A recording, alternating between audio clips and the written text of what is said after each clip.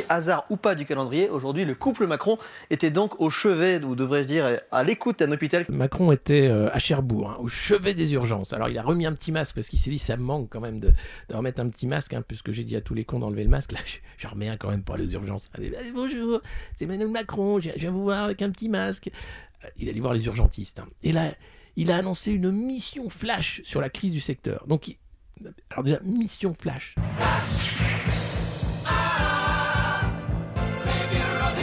Rien que le terme, t'as envie de... Mais qu'est-ce que c'est qu'une mission flash, putain?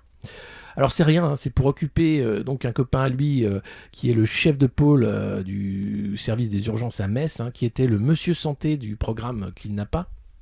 Donc un macroniste 100%, hardcore, qui va lui pondre en un mois un rapport sur qu'est-ce qui va pas dans nos hôpitaux. Attention, petite vidéo du manager en chef qui a demandé un petit rapport flash. Attention, hop, c'est pas. Nous allons donc dans les semaines qui viennent d'abord objectiver les choses.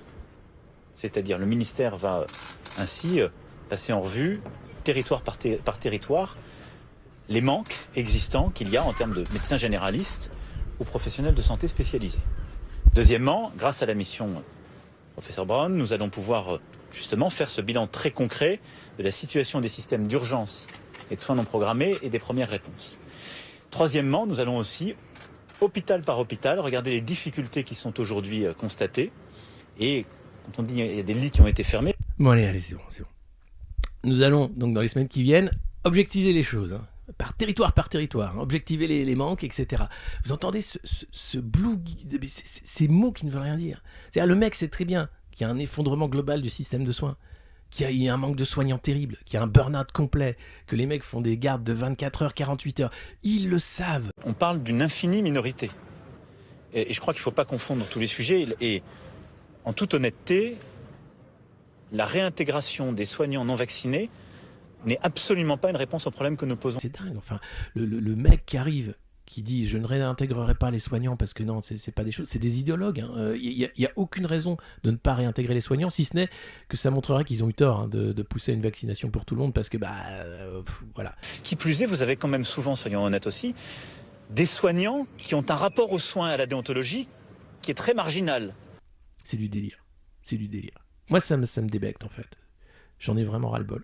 Si on veut améliorer et réduire la charge sur le système de soins, il y a deux réponses, entre autres, la prévention et la vaccination. Utilisons les armes que nous avons. On sait très bien d'où vient le problème. Des cabinets de conseil qui ont dit aux responsables politiques, mais de tous bords, les régions, les départements, la ville, l'État, faites de l'hôpital de flux, ça coûte trop cher un hôpital, fermez les maternités, on n'en a pas besoin d'autant. En net sous-effectif, on a beaucoup de difficultés. C'est pour ça que je suis là. Voilà. C'est du délire. C'est insupportable en réalité.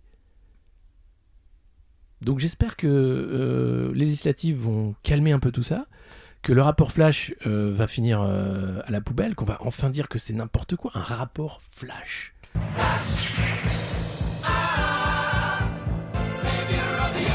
Le mec sait même plus quoi inventer, tu sais. On ne peut pas être une solution unique qui descend d'en haut, là.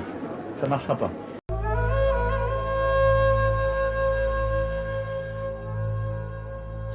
Dans cette salle de 71 mètres carrés, entièrement aménagée par l'architecte Sarah Lavoine, de grands canapés, une bibliothèque, des fauteuils de massage et enfin ce qu'on appelle des cocons de sieste.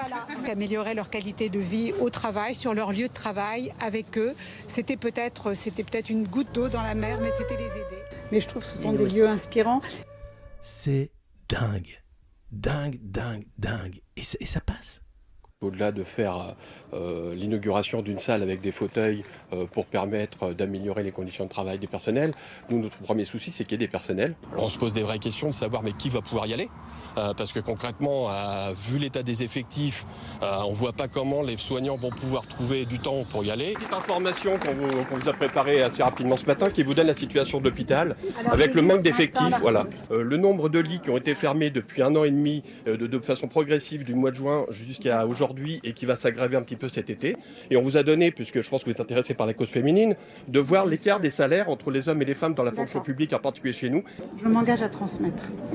Je m'engage. Merci. Alors, il ne vous a pas échappé que je ne fais pas de politique. Et avec le Ségur, monsieur, qu'est-ce que ça a changé? Avec le Au Ségur, niveau de- ce qu'est-ce n'est que- pas du tout. En fait, on n'a pas du tout répondu en fait aux attentes qui étaient beaucoup plus importantes. Mais que je vais transmettre, bien évidemment. Mais je vous promets que je transmets. C'est quoi cette merde en fait? Comment on accepte d'être pris pour des cons à ce niveau-là? C'est-à-dire, c'est niveau olympique. Hein.